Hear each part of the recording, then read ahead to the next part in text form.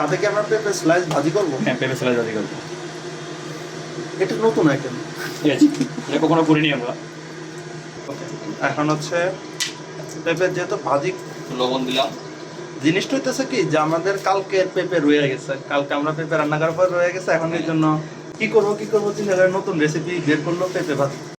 এক চামচ আদা রসুন দিয়ে দিলাম, হলুদ অল্প, বেশি না, মানে আনুপাতিক হারে যতটুকু দরকার।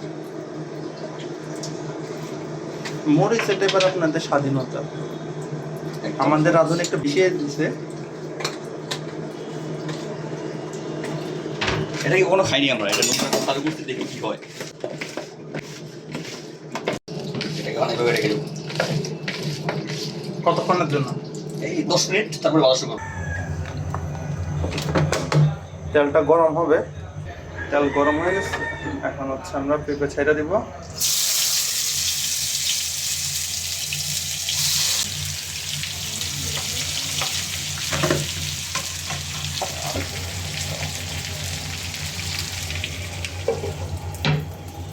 কমে দিই।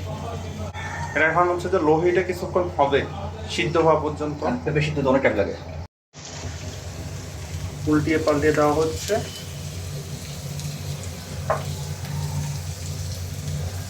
উল্টিয়ে ঠিক আছে, পাল্টিয়ে কি ভাই?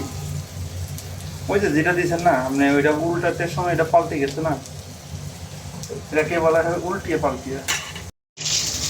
আমাদের পেঁপে হয়ে গেছে, তবে একটু পুড়ে গেছে কারণ না, পুরো নেই, এটা সিদ্ধ হয়েছে, হয়তো মশলা।